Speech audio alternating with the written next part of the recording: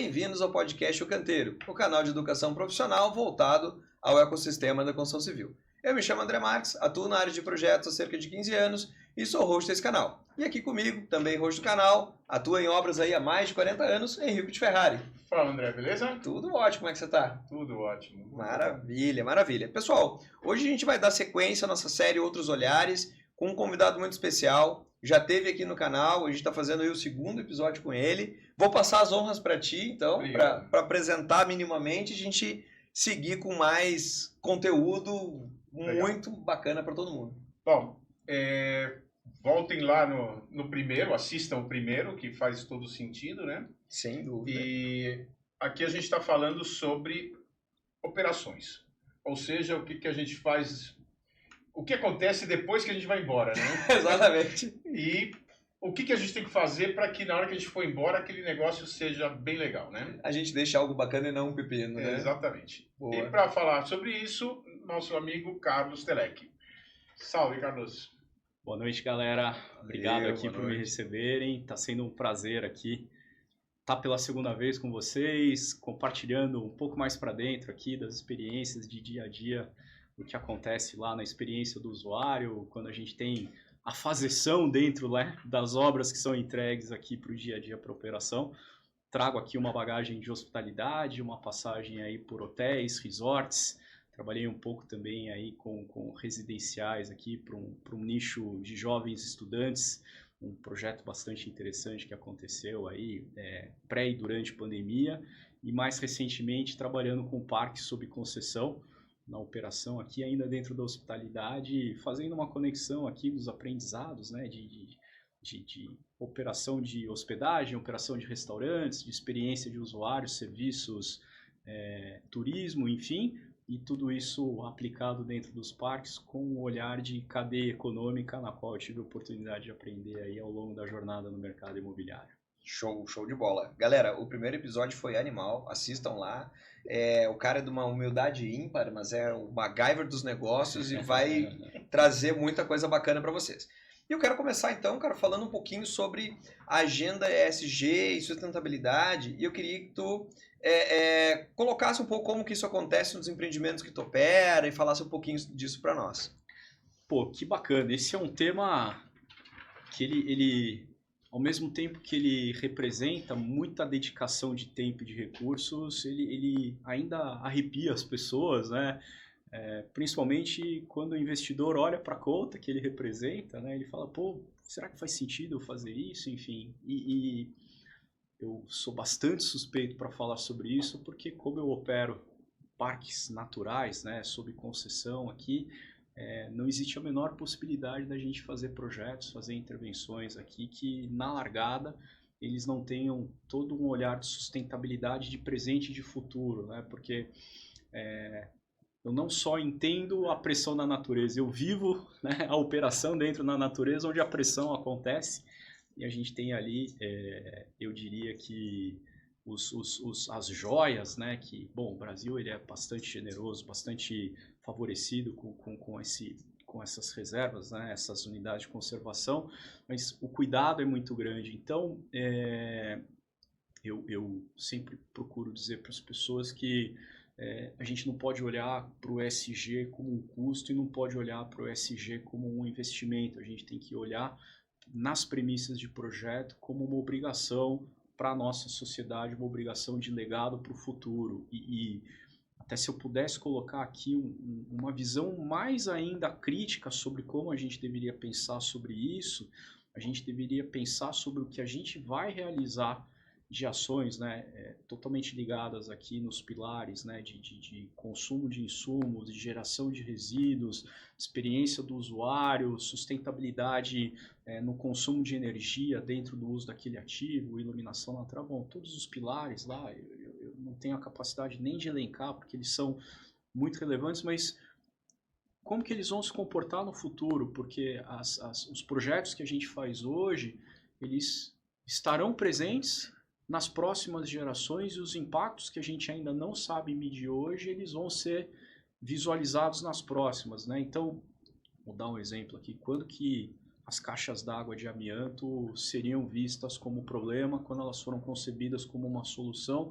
e elas passaram a ser o grande vilão e precisaram todas ser, enfim, desfeitas e refeitas, as eficiências de consumo de ar-condicionado, a quantidade de concreto, a quantidade de ferro, os novos materiais estão surgindo e os impactos que eles vão gerar, né? Então, o ESG ele é uma premissa, ele é uma obrigação, ele é um dever de todos, mas um dever de também um pensamento de adaptação futura. Como que aquilo que eu faço hoje pode ser ajustado e melhorado no futuro. Então, as obras, os projetos, né? Falando aqui em específico, puxa vida, estou fazendo aqui uma cozinha que hoje ela tem tal premissa de consumo de água, tal premissa aqui de geração de gordura, tal premissa aqui de consumo energético para transformação, produção aqui desses alimentos. A mesma coisa lá no sistema de aquecimento de água, mas se eu tiver que substituir isso, tiver que colocar uma tubulação que tem aqui que tem uma eficiência aqui, né, de perda de calor, de manutenção de calor maior no futuro, qual que vai ser o custo disso, como que eu vou acessar essa aprumada, enfim. Então, eu acho que o desafio hoje não é nem aquilo que a gente sabe que a gente precisa fazer e quanto que isso custa, mas qual é o impacto que eu tenho que medir para o futuro para eu precisar, ou caso eu precise, fazer as adaptações, né? Então, é extremamente relevante. Não fujam, não tratem como tabu, não tenham medo e sim coloquem um olhar de é necessário, é obrigatório e como que eu me adapto para as novas necessidades que surgirão. Isso é um fato, né? E a gente não tem a capacidade hoje de medir quais serão, e sim a gente tem que construir de forma eficiente, inteligente, para se adaptar. E aqui antes, né, nos bastidores do nosso encontro, a gente estava conversando e o Henrico trouxe aqui um olhar bastante claro sobre isso quando ele disse que existe uma tendência de retrofit de forma mais intensa, porque a densidade urbana, né, vou dar um exemplo aqui, a gente pensa aqui, né, em Manhattan, Nova York, e você não tem mais espaço para construção. Quando você olha para o Principado de Mônaco, que fizeram lá aquela evolução, né, de aterramento para edificações ali sustentáveis avançando no mar, enfim, então as áreas já estão densas de uma tal maneira que os retrofits, né, as adaptações vão se tornar cada vez mais recorrentes. Então esse olhar de adaptação constante, ou seja, os novos projetos hoje, como que daqui 30, 50, 100 anos eles vão ser adaptados, se a gente colocar isso já numa premissa de ESG, a gente já vai estar muito mais evoluído do que os projetos que a gente está recebendo das gerações anteriores aqui na nossa mão. Já vai ser muito mais assertivo, né? Eu costumo falar assim, as soluções de hoje causarão os problemas de amanhã, né? E a chave é se tu conseguir ler os problemas de amanhã, hoje tu resolve, mas é muito difícil, né? Como que eu faço um carro que amanhã pode ter um motor diferente, mais eficiente? O pensamento não é esse, o pensamento é refazer a linha de produção e executar novos veículos. O pensamento não é, o que eu faço para pôr um mais eficiente num ativo existente e isso impactar e consumir menos a natureza e assim por diante. Então, faço essa provocação e esse convite a todos nós aqui. Que é dificílimo, né? E outra coisa é a questão do impacto, não só ambiental, mas, quer dizer, a visão de como as pessoas são impactadas, né? Eu acho que hoje em dia parece que existe um nível de brutalidade nas intervenções que você esquece totalmente o quanto as pessoas que estão em volta estão sendo agredidas, né, com as coisas, né? E é bem bacana esse olhar que você está colocando. Eu vou trazer um pouco aqui, né, vendendo o meu peixe. A gente brinca que aonde a gente vai hoje nos nossos projetos, a gente abraça a natureza, a gente não briga com a natureza, que é muito isso de agressividade para a população, né? Qual que é o desejo, qual que é o uso dessa população sobre aquele determinado espaço, sobre aquela determinada região, e como que eu crio lá um espaço que converja, né, que capte esses interesses e ele se integre àquele espaço, se integre àquelas necessidades, sem causar esses grandes impactos, né? Então, enfim, sem críticas aqui ao formato de decisão, mas construir aquele monotrilho ali, né, na água espraiada ali, enfim, descendo, cruzando a marginal, a própria marginal, aquilo tomando uma verticalização, enfim, é bastante impactante para quem já está lá, para quem está morando há tantos anos. Eu fico imaginando o desconforto das pessoas abrindo as suas janelas de casa hoje, que adquiriram seus imóveis, estão lá há tantos anos morando e tendo que se adaptar a esse cenário, né? Então é muito nessa linha que você está trazendo. Eu tenho um colega que a gente trabalhou junto uns anos atrás, que ele é um arquiteto e ele foi trabalhar na Alemanha. E ele contava que quando você concebia um projeto, você tinha que levar esse projeto para uma associação de bairro e aprovar o projeto no bairro. Não era só aprovação na prefeitura. Você tinha que convencer a população que aquilo ia beneficiar o bairro ou ia negociar para gerar outra coisa que desse valor para a região, para que aquela intervenção pudesse acontecer, né? Ornar, né, com o bairro. Porque simplesmente a especulação imobiliária ou que for vencer a disputa, né? Simplesmente porque eu tenho dinheiro e vamos lá, né? Não tem coerência, né? Num mundo comunitário, né, em que as pessoas respeitem umas às outras, né? Imagina a dificuldade disso, porque sempre quando a gente vai aprovar algum projeto, quando tem um tomador de decisão, é um nível de dificuldade. Quando tem 5, já é outro nível de dificuldade. Quando tem 10, é exponencial o nível de dificuldade. Imagina tu aprovar um negócio num bairro. Deve ser dificílimo, né? Mas justo. Sim, é bastante importante. E os parques, eles têm, né, ainda falando um pouquinho do que atualmente eu tenho feito, a gente exatamente faz nesse formato. A gente tem as consultas públicas, né, os editais, as concessões, enfim, os projetos de referência e depois os projetos que precisam ser executados e o conselho consultivo, né, do parque, a sociedade civil ali no entorno, junto aos órgãos.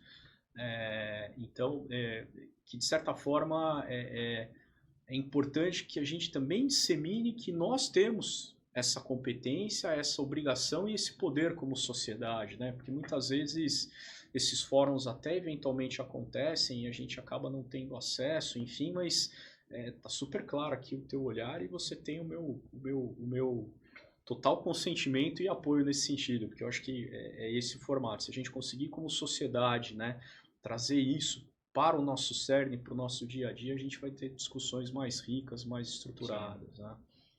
E vamos evoluir, né? Porque esse conceito de cidadania passa muito por empoderar a sociedade, né? Uhum. E não amassá-la, né, com cada coisa, né? Bom, vamos agora mudar um pouco de tema.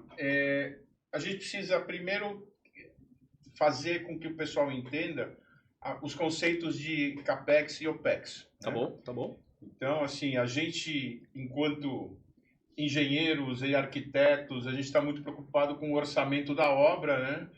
E, de repente, não para pensar que existem outras coisas para serem levadas em consideração, né?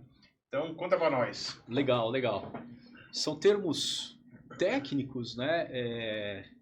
Adotados aí das grandes instituições de pareceres contábeis, financeiros, enfim, de como que os balanços patrimoniais das organizações são tratados, né? Então, o OPEX, o EX, né, Expenditure, que é de gastos, né, ou seja, saída de capital, e o OP, né, de operacional. Então, o OPEX quer dizer Operational Expenditures, Expenses, e o CAPEX é o Capital Expenses, Capital Expenditures, né? Então, ele é o investimento propriamente dito, é o imobilizado, é o ativo imobilizado necessário para aquele negócio acontecer. E aí cada negócio vai ter essa proporção, enfim, alguns negócios, né, são negócios que não são asset light, que a gente usa na terminologia do mercado imobiliário, que você tem que adquirir o ativo, tem que construir o ativo terreno, o tijolo, todo o FF&E, né, toda a o investimento em equipamentos e toda a infraestrutura dentro do ativo para ele operar. Então, no caso de um hotel, você tem que pôr tudo dentro dos quartos, dentro da cozinha, os elevadores e tal. Quando você está num galpão, você constrói o teto, constrói o piso, constrói as paredes, põe lá a refrigeração e tal. E o usuário vai definir como é que ele vai usar, se ele é um laboratório, que vai ter que ter câmera negativa, câmera... Bom, enfim, aí você vai pondo a equipagem, o recheio, né? Isso normalmente é aquilo que acontece para o ativo acontecer, para a operação acontecer naquele ativo. E você tem a depreciação desse capital, né? Então o CAPEX ele sempre é depreciável. Você não tem vou dar o exemplo aqui de um veículo, né? Um veículo... para cada quilômetro rodado e por tempo de uso, ele vai ter lá uma curva de depreciação. O elevador, às vezes, é 50 anos, é 30, a depender do modelo. A instalação elétrica vai ter uma depreciação, a instalação hidráulica vai ter outra depreciação, a decoração vai ter uma depreciação muito mais rápida e assim por diante, no caso de um hotel. Enfim, no caso de um carro, a depreciação do pneu é muito mais rápida do que o carro inteiro, o óleo, a correia dentada, enfim. Então você vai separar ali, né, o que cada um dos elementos daquele ativo, daquele investimento de capital representa. E aí, trazendo isso para a realidade do processo de projeto, de investimento, de obra, você vai ter elementos dentro do seu investimento, dentro do seu CAPEX, que vão estar diretamente conectados com como você vai operar e qual é o custo dessa operação. Então, se você tiver lá um exemplo aqui que eu dei, né, no exercício anterior lá da máquina de lavar louça, daquela cozinha lá, daquele hotel, enfim, se você tivesse uma área maior, né, eu dediquei mais do meu capital investido para aquela infraestrutura de processamento de máquina de lavar louça, muito provavelmente um colaborador de custo operacional. E se eu adquirisse uma máquina mais eficiente, com menor consumo de água, menor produto químico e menor ali tempo de processamento, né, ela teria então uma saída operacional, um custo, um running cost, né, um custo de operação de giro daquela máquina inferior. Então você calcula o quanto desse investimento você vai colocar a mais para aquela operação ser mais eficiente, versus o resultado que você vai gerar e se aquilo faz sentido do ponto de vista de rentabilidade do negócio no ciclo de capital para que você gere ali o retorno esperado sobre aquele investimento. Ninguém constrói um ativo, ninguém faz um projeto por filantropia. Raríssimas exceções, né? Mas via de regra você não faz projetos sem uma busca de criação de valor econômico real ali, aquilo ganhando da inflação, retornando para o investidor, senão ele não vai empreender aquele capital naquilo e ele vai colocar em outra opção. Enfim, as opções de investimento hoje são muito relevantes, com diferentes graus de risco, enfim. Então, esse planejamento, né, esse balanceamento do CAPEX e do OPEX, ele é fundamental para que você tome decisões assertivas no momento do projeto e que você tenha espaço para ajustes, porque nenhum cálculo é 100% seguro, você tem as variações, você tem os ajustes e você vai ter o teu custo operacional ali consequente, posterior, para que você gere a remuneração e traga de volta a rentabilidade do ativo. Boa, maravilha. Cara, e essa lógica, né, entre o CAPEX e o OPEX, ela certamente não se limita só a uma matemática financeira, né? Com certeza, a experiência do usuário, o tempo de inatividade, ou seja, toda essa, assim, se equipamentos são obsoletos ou não, tudo isso influencia também nesse equacionamento? O que tu diria sobre isso? Ah, sem dúvida nenhuma, porque o cliente é quem vai consumir o serviço ou vai consumir aquilo que você está produzindo, está entregando lá para ele. Então, vou dar um exemplo bem legal aqui, né? Você gosta de dormir num hotel que tem um colchão ruim? Que o cara não troca o colchão? Que ele compra um colchão de segunda linha que teoricamente deveria durar lá X tempo, ele durou 1/3 do tempo e ali a operação não tem caixa suficiente para repor aquele colchão e aí o hotel começa a perder ocupação, começa a perder diária, começa a perder rentabilidade, não tem caixa para fazer aquela substituição e está totalmente ligado na experiência do usuário, né? Então, naturalmente, quanto mais competitivo ali aquele segmento, quanto mais competitivo ali aquela operação, melhor ele tem que performar a experiência do usuário. O consumidor hoje, tem muito acesso à informação e tem muito acesso a opções de concorrência, né? Então, fundamentalmente, você tem que ter um grau lá de experiência, uma promessa lá de prestação de serviço, tem que ser entregue. Ninguém vende hambúrguer frio. Você não entra num restaurante e fala assim, olha, me entrega um cheeseburger, mas eu gostaria que ele viesse quente, né? Aquela é a promessa implícita àquele serviço que você está prestando. Então, me traz num prato limpo, me traz numa mesa aqui que não está arranhada, bom, enfim, eu não quero uma xícara quebrada e assim por diante. Então, a experiência do usuário ela é fundamental e como que você mede isso e como que isso impacta diretamente no teu negócio, os investimentos que você faz, né? Sim. Não, muito bacana. Bom, vamos dar alguns exemplos de CAPEX e OPEX, né? Eu tive uma experiência que foi bem legal. A gente estava fazendo um prédio corporativo desses AAA, gigantão, não sei o quê.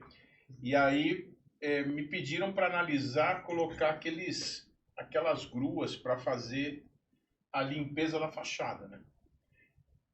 E aí eu falei assim, bom, é para comparar isso com o cara vir e ficar botando balancinho, descendo, monta, desmonta, vira e mexe, não sei o quê.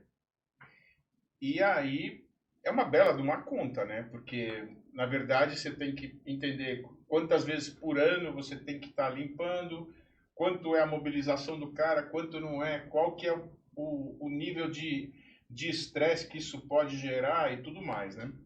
Então, a gente fez muita conta e no final do dia não valia a pena colocar o guindaste do ponto de vista simplesmente de análise financeira, não sei o quê.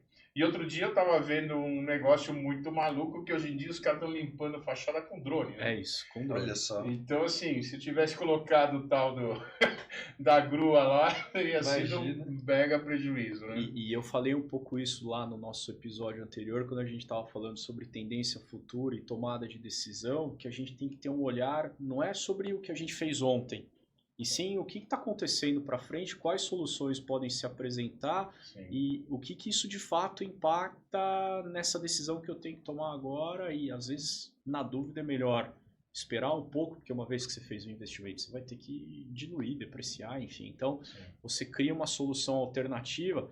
Vamos deixar a infraestrutura preparada se a gente tomar a decisão de instalar o guindaste daqui 1 ou 2 anos. Uhum. Vamos ver se vem uma tecnologia nova. Se não precisar, a gente usa aquela área para uma outra situação. Ela tem que, né, teoricamente, na estrutura, ter o cálculo lá da carga daquilo, a elétrica, o acesso, bom, enfim.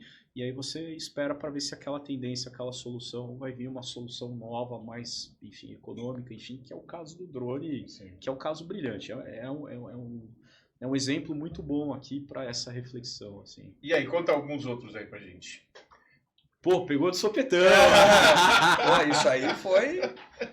Você tem soluções aí de, sei lá, abastecimento de água, de aquecimento de água, tubulações de água em prédios, enfim. Então, um dos hotéis que eu operei, né, próximo ali também ao aeroporto de Congonhas,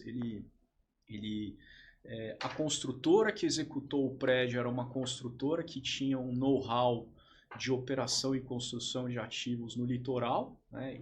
E acabou que ela que executou os projetos e a obra ali no aeroporto, e ela tinha lá uma tecnologia de tubulação, e essa tubulação por água de poço artesiano, que lá na região a gente usufruía, ela trazia lá uma carga que consumiu a tubulação e começou a ter vazamento naquela tubulação de água quente, que eram os famosos canos de cobre lá, que tinha uma expectativa de duração de 50 anos, e ele durou, acho que 8 ou 7 anos. Nossa. Porque comeu toda a tubulação, né? A carga da água do poço foi afinando e começou a ter vazamento, aquela água quente, sob pressão. E esse empreendimento ele tinha uma outra característica, que ele tinha um problema que não havia caixa d'água no piso superior. Era pressurizado o sistema. Pressurização, porque, enfim, optou-se por ter um andar a mais para que a matriz de resultado, né, o CAPEX e o OPEX aqui convergindo, né? Legal. Enfim, no cálculo de viabilidade tinha demanda para ocupação de mais um andar e construiu-se, então, o piso técnico transformado em apartamentos e não suportava mais carga para caixa d'água, por conta, né, da capacidade lá do terreno e fundação, e por consequência disso você tinha mais esse elemento que impactava diretamente lá nessa tubulação. E aí, nesse momento, optou-se por fazer a substituição por cano PP, e quando se instalou os canos PP, a empresa que veio não se tinha talvez o entendimento do que era o equipamento, não se tinha a tecnologia necessária, e eles, na hora de fazer a instalação, e o PP é um carbono no final, né, uma fibra plástica ali, e colocaram as travas da tubulação, porque como ele tinha uma aprumada muito extensa, e ele envergava por conta da temperatura e do peso, se instalou lá as travas para aquela tubulação aguentar e não se fizeram as intersecções horizontais naquela tubulação. Depois de 5 anos, aquela tubulação começou toda a trincar porque se apertou muito na pressão daquela tubulação para que ela ficasse estável, e aquilo trincou as fibras do plástico e aquele investimento significativo começou a vazar. Contratou-se um laboratório, um laudo técnico, todo um trabalho investigativo para entender de quem era o erro, a responsabilidade técnica e qual era a solução para fazer as intersecções horizontais lá, para dividir o peso, enfim. Então, o ponto aqui principal, né, é como que as soluções, né, as novidades não testadas, né, e como que você se prepara para implantar novidades, né, fazendo ajustes aqui de tecnologia que te permitem performar e você fazer o alongamento do teu CAPEX, né, fazer o alongamento da vida útil do teu dinheiro, que no final do dia vai gerar um retorno, vai gerar uma performance, ou deixar de perder o dinheiro, né? Porque aqui, na verdade, não era nem uma questão de alongamento, e sim uma questão de solução técnica que gerou um baita de um problema. E as tubulações deveria ter feito o tratamento da água, né? Sim, sim. É uma das situações também, né? E as tubulações de água gelada, né? Os chillers que tem lá, né? Aquele cálculo e aquele ajuste lá do pH da água, né? Aquele pulmão ali, né? Que aquela água rosa, esqueci até o elemento de que vai no chiller e começa a vazar pelos registros, você tem que abrir lá todo aquele isolamento do chiller para ver onde que é o ponto, fazer a solda. Enfim, tem exemplos aqui bastante divertidos. Dolorosos. Eu tenho um exemplo que me chamaram para fazer consultoria, era um hospital, e a rede de hidrantes que passava ao longo que passava dentro da implantação se deteriorou num tempo recorde, mas muito rápido, tipo assim, 3 anos de lançamento se deteriorou, vazamento por todo lado, via água minando a implantação. E aí me chamaram para fazer consultoria, e aí, né, o que está acontecendo? E aí, sempre é um jogo de empurra-empurra, né? Problema do projeto, problema é da construtora, aí não isolou, aí mostrava assim, não, tá as fotos aqui quando eu entreguei, isolado. Então era um bafafá danado, e no final das contas, sabe o que era? Em algumas edificações que a gente tem, assim, potencializações elétricas e tudo mais, como a nossa rede é metálica, que está vulnerável ao fogo, e ela é ancorada na tua estrutura, tem um pequeno vazamento de corrente nessa tubulação, mas é minúsculo. E quando ela chega no solo, por uma reação eletroquímica, tinha altíssima corrosão daquilo lá. Tava com fita, com proteção, com tudo. Então, assim, o que aconteceu isso? Cara, a deficiência era lá no sistema de aterramento, que não tem nada a ver com incêndio, né? Então, olha o quão difícil é tu prever as coisas e tu antever as coisas, né? Então a gente sempre recomenda, cara, uma tubulação enterrada, dependendo da edificação, faz ela toda em PVC. Muda o material para não ter essa condutividade, por menor que ela seja, e não acarretar uma deterioração mais rápida. E isso afetou os caras. Imagina, com 3 anos de operação, tem que trocar a rede toda enterrada. Quem é que botou isso no papel, né? E aí danou-se. E não tem seguro que cobre. Tem. Não, e aí, assim, o seguro que é o pode imponderável. Exato, o seguro poderia cobrir se tivesse um erro, mas cadê o erro? Cadê o erro? E aí, meu... É o imponderável, é isso mesmo. É uma loucura. Muito bom. A vida é cheia de surpresas, né? A gente, às vezes, apanha por fazer errado e, às vezes, por não fazer errado, mas você nem sabe o que é o certo, né? Sim, sim, sim. Mas legal. E aí, próximo assunto? Manda bala. Qual que é a minha aqui? Essa daqui? Essa daí. Vamos lá. Sabemos que, né, tu faz aí a gerência, tu gere diversas operações, e aí a gente queria, né, trazer histórias e tal, e principalmente relacionado assim, a operações em regiões remotas. A gente queria que tu falasse um pouquinho da dificuldade, como é que é a logística disso, porque eu acho que operação já é um bagulho acima da média do complexo, né? Agora imagina isso numa região remota, problemas de logística, se tu tem alguma história para nos contar e como é que esses aspectos também influenciam nessa sopa toda. Puxa, esse é um tema bastante legal porque ele envolve reputação, ele envolve promessa, né, do que você está entregando para o teu cliente. Quando você tem situações pontuais, eventos, né, enfim, relevantes. Eu tive a oportunidade, numa época da minha carreira, de trabalhar um período num buffet de alto padrão aqui em São Paulo. Ele não existe mais, então eu vou me permitir aqui dizer o nome. Eu trabalhei no Buffet França e eles faziam festas pelo Brasil todo. E aquilo era algo muito, muito fora da curva, assim, né? E eu me lembro quando eu trabalhei na Costa do Sauípe, que eles foram realizar um evento lá para uma determinada empresa que contratou os serviços deles. E eles tinham o seguinte padrão: saíam 2 carretas refrigeradas dali da Avenida Angélica, que rodavam aqueles 2.200 quilômetros até a Costa do Sauípe, e 2 ônibus, sendo que um ônibus estava vazio e um ônibus estava cheio, porque se quebrasse um ônibus no meio do caminho, eles desciam todos os colaboradores de um ônibus e colocavam no outro, e a viagem continuava e o evento acontecia. E as 2 carretas refrigeradas era exatamente a mesma coisa. Uma carreta era com comida e a outra era com material. Então, se quebrava a refrigeração de uma carreta, trocava de uma carreta para outra.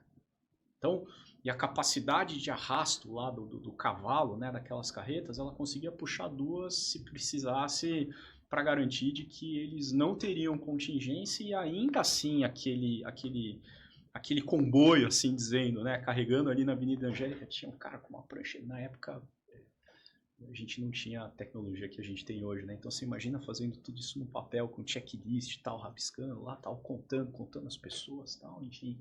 E eu me lembro que eu ficava assistindo tudo aquilo, eu ficava com um olhar assim, falava, cara, isso realmente é a prova de falha, né? Assim, sensação. E ainda assim, toda vez que o evento ia acontecer, e uma pessoa da equipe do buffet, um mês antes, fazia um mapeamento do local, entendia toda a logística. Eles eram autônomos, inclusive, com gás, porque quando eles paravam a carreta mantinha a refrigeração sobre a produção, e eles tinham a produção, os fogões, os pass-through lá, os equipamentos, todos autônomos para não depender do local, e eles tinham um mapeamento de onde era o posto de combustível mais próximo, tinham um carro à disposição com combustível para buscar, tinha lá uma pessoa com, como diz lá o americano, né, aquela mala que vai onde o Trump vai, eles levavam mala em dinheiro, porque se o cartão não funcionasse, acontecesse alguma coisa, então o grau de planejamento para a entrega daquela experiência era super relevante para a entrega nesses locais mais distantes, enfim. E a operação em áreas remotas, ela é muito sobre isso, né? O que é aquilo que eu não posso deixar de prestar de serviço ou de entregar naquela operação para aquela expectativa, para aquilo funcionar. Então, você tem exemplos aí de hospitais de campanha, cozinhas aí que vão, né, para situações, hospitais de campanha, cozinhas aí que vão para lugares remotos fazer atividades, enfim. Então, os militares são muito bons nisso, né? Então, o olhar aqui de operação em áreas remotas é você muito se assegurar sobre isso. E você tem que ter redundância para tudo, você tem que ter a segurança ali mínima, e o teu projeto. Tem um amigo que ele tem um restaurante dentro de um parque em Campos do Jordão, a gente está montando negócios juntos em outros parques, que ele adaptou a operação dele de tal maneira que se ele, e lá onde ele opera em Campos do Jordão é uma região que sofre muito com falta de energia, e é característico por conta das condições climáticas e uma série de fatores, e isso não só para ele, mas para todo o entorno. E aí ele optou por não ter um gerador dentro do parque, por uma questão de um gerador de grande porte, né? Ele tem lá um gerador de pequeno porte para as coisas mais sensíveis, para ele não ter emissão de carbono e não correr o risco de ter vazamento de combustíveis. E ele adaptou a operação dele todinho. Então, quando ele tem um contingenciamento e ele sabe o tempo do contingenciamento normalmente quando ele lacra aqueles freezers e eles deixam de ser abertos para eles não perderem a mercadoria.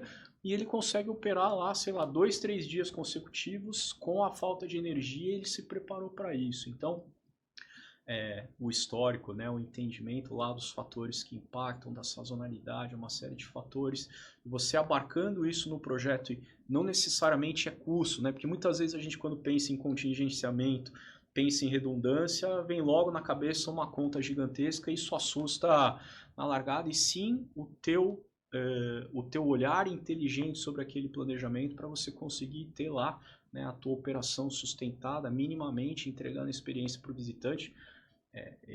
Ele nesse restaurante, num sábado ele recebe 800 pessoas, numa quarta-feira ele recebe 100. Então, se acaba a energia num sábado e ele tem que fechar, o impacto que ele tem no faturamento dele, na sobrevivência do negócio dele é brutal. Então, sim, ele precisou se adaptar, porque não fazia sentido econômica e ambientalmente ele fazer um investimento maior, montar um centro de distribuição na cidade para operar no parque, bom, enfim. Então, ele se adaptou de forma econômica, de forma inteligente, de forma sustentável para poder fazer aquela operação continuar. Então, é muito massa. Muito massa. Esse é um tema e o gerenciamento de risco num nível gigantesco, né? Porque, sim, imagina. Muito legal. Hard. Bom, agora um outro tema que a gente tem uma vivência todos juntos, né? Que é muito legal, que é a história de retrofits, né? Quando a gente pensa num projeto desses, você assume alguns ou diversos riscos, né? E você tem que trabalhar eles no dia a dia, né? O que acontece, assim, quais são as histórias que você tem para contar de operações feitas sobre retrofit? Eu acho que a melhor frase que reflete isso é: tudo que sei é que nada sei. Porque o retrofit ele é totalmente imponderável, né? A gente brinca muito, né? Pô, você vai achar muito esqueleto nos armários, mas muito. E nas paredes, e no piso, e na prumada, e no telhado, enfim. Porque é muito mais difícil você realizar um projeto no retrofit do que um projeto do zero. O projeto do zero ele já tem lá diversos fatores que fogem do planejado e que você tem que se adaptar, e já tem um mapa de risco relevante. O retrofit ele é ainda maior. E dentro de um retrofit em estruturas históricas tombadas, de conteúdo, né, cultural relevante, ao quadrado. E a gente tem histórias aqui intermináveis. Então, teve um retrofit lá que a gente trabalhou juntos, né, enfim. Os elevadores, eles já não tinham mais peças de reposição e não cabia no projeto a substituição completa lá daqueles elevadores, então era sabido dentro do projeto de que a gente teria que conviver e teria que se adaptar ao cenário lá de ter uma operação que impactaria lá na experiência do usuário, e isso, enfim, em algum momento um elevador ia estar inoperante, às vezes o segundo elevador, a gente sempre se esforçava para não ficar com os 3 parados, né? Ali a dúvida não é quanto tempo o elevador vai ficar parado até a peça chegar, é o que a gente tem que fazer para não ficar sem nenhum elevador operando. A premissa muda, né? Na forma de trabalhar, a decisão lá sobre qual tecnologia na tubulação de água e os vazamentos que aconteceram, os equipamentos de ar-condicionado, ou seja, o retrofit, a ciência da engenharia e do desenho dos projetos, ele já parte por premissas de adaptação e você tenta encaixar aquilo no melhor formato possível. O retrofit, ele na largada é uma adaptação, né? Você não consegue operar sem fazer grandes adaptações. Então, o risco de erros, por melhor que seja a equipe de execução, por melhor que seja a escolha de materiais, você cai em coisas imponderáveis assim que são muito relevantes. Assim. Então, quem opera aí retrofit, quem está pensando em fazer retrofit, prepare-se emocionalmente para um desafio que ele vai te apresentar, vai te testar na resiliência, vai te testar aí na energia, vai testar aí toda a flexibilidade, toda a equipe de projeto, as soluções que hoje você tem, né, no teu repertório lá na prateleira, vão cobrir provavelmente 50% do projeto, o restante você vai ter que achar respostas. lançar fibra ótica dentro de apartamento, paredes grossas, você não tem lá os projetos técnicos que te dizem onde passam as vigas, onde te passam lá as colunas, onde passa a tubulação, você vai ter que prospectar, vai ter que quebrar a parede, aí você fechou toda aquela tubulação, tá tudo pronto, aí começa a vazar, mas fala, pô, mas eu prospectei tudo, aí o único lugar que você não olhou, que ele tá escondido e que não tava na planta é por onde tá vazando, bom, enfim, prepara o coração. O nível de incerteza é ao cubo, né? É ao cara? cubo, é. Ao cubo. É um desafio muito grande mesmo. Tem uma frase que um amigo nosso falava, que era assim, a incerteza sempre está quando você encontra o projeto com a realidade. Então, quando a gente está falando de construções novas, de greenfields, normalmente a incerteza está na fundação. Né? Na geotecnia, né? Exatamente. Onde tu encontra o existente. Na hora que você está fazendo um retrofit, a incerteza está em tudo, né? É em tudo. Não tem nada que não seja incerto, né? E inclusive, prazo e custo como consequência, né? Então, no mapa de riscos do projeto, se uma obra de X metros quadrados lá, com tal e tal característica, com aquele ajuste, com todos aqueles sistemas, enfim, com toda aquela atividade acontecendo, tem determinado prazo de tempo, no retrofit você tem que projetar pelo menos 50% a mais. Pelo menos 50% a mais. E assim, a gente pensa que tu tem que se planejar, né? Só que o projeto, o ideal era, consolidou tudo em projeto, aí tu vai lá e executa. Só que tu tem que ter uma capacidade de reprojetar enquanto tá executando fenomenal, porque as surpresas acontecem ali. Então, toda hora tu tá trocando pneu com o carro andando, né? Então, tu tá quebrando um lugar que não era para ter estrutura nenhuma e tu encontra algum rabicho lá, alguma questão estrutural. Ou vice-versa. Ou vice-versa. E o que tu faz, né? Então, a gente já viveu a experiência disso. E enquanto isso, o taxímetro rodando. E o taxímetro rodando. Vai contando a saída de recurso. Então, você tem que estar emocionalmente preparado, você tem que estar... gestão de prazos preparado para os imponderáveis e o caixa também tem que estar preparado para os imponderáveis. Eu adorei o emocionalmente preparado, eu adorei, cara. Porque muito ele bom. causa faz parte você entrar no retrofit de você lidar com o imponderável e o desconforto do imponderável. E isso é contrário à engenharia, é contrário ao planejamento, então a engenharia e o planejamento precisam na largada se adaptar para isso. Tem que conseguir dormir no barulho, né? Porque e galera, esse assunto, ele cada vez mais vai ocorrer, né? Então, como o Carlos disse agora há pouco, assim, chega num ponto em que está tudo saturado, né? Eu estava vendo um painel na Bienal de Arquitetura esses dias que falava algo em torno de 30% dos edifícios comerciais de Nova York obsoletaram. Nossa. Eu acredito. Por quê? Porque eles foram construídos na década de 20, década de 30, né? Século passado. Quase 2 séculos atrás, né? E eles estão obsoletos. E eles estão em regiões muito valorizadas e a solução não é botar aqueles mega espigão no chão, é retrofitar, né? Sim. E a gente nem precisa ir tão longe, né? Vai Sim. aqui no litoral brasileiro e dá uma olhada na orla da praia das grandes cidades, que você tem prédios lá dos anos 20, 30, e mesmo prédios mais recentes, eu tive recentemente aqui no litoral de São Paulo, numa praia, a tubulação do prédio toda cortada, exposta, porque aquilo precisou ser substituído, aquilo não sobrevive mais, então... o que você vai fazer? Vai abandonar? Vai derrubar o prédio? Fazer de novo? Você precisa constantemente retrofitar, né? Então, preparem-se. Eu acho que ambientalmente, socialmente, né, a nossa sociedade aqui, a cultura de comportamento de consumo, ela deve evoluir nesse sentido e a gente tem que estar preparado e desenvolver profissionais capacitados. E quem se permitir vai ter carreira brilhante, porque o campo ele é extremamente extenso daqui para frente nesse segmento. A gente gosta bastante. Inclusive, queria deixar um recado que a gente tem 2 episódios sobre retrofits, né, no canal. Então, procurem que a gente dá uma boa conversada sobre esse assunto. E na linha, né, de questão de incertezas e de como ficou e operação, eu queria fazer uma pergunta relacionada assim... As-built, né? Então construiu, tu vai lá, quando terminou de construir, tu faz o as-built, né? Assim, Ibis Liter seria, beleza, eu como construiu, qual é a importância desse as-built para a operação? Como que tu enxerga isso, né?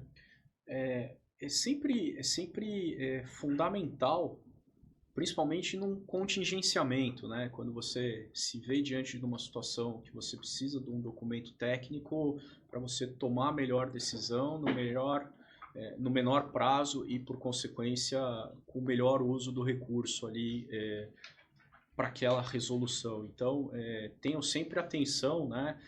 Atentem-se às normas. Eu acho que hoje a gente tem já um conjunto de normas bastante robusto que aponta isso, né? E eu acho que é papel do operador, se em algum momento ele recebeu aquele ativo como contratante da obra, né? Ou acompanhou a entrega, ou se ele entrou para fazer a operação, está fazendo lá a sucessão, né, de algum parceiro, de algum colega profissional ali naquela operação, shopping, hospitais, enfim, ativos imobiliários aqui, sempre atente-se a ter lá o conjunto técnico validado, mais atual, mais recente, que isso vai te dar uma segurança, vai te dar uma capacidade lá de contingenciamento, de montar um plano de manutenção preventiva, enfim, até a corretiva muito mais assertiva e muito mais inteligente. Fazer intervenções com menos incertezas, né? Porque tu vai ter essa documentação. Maravilhoso, exatamente. Maravilhoso.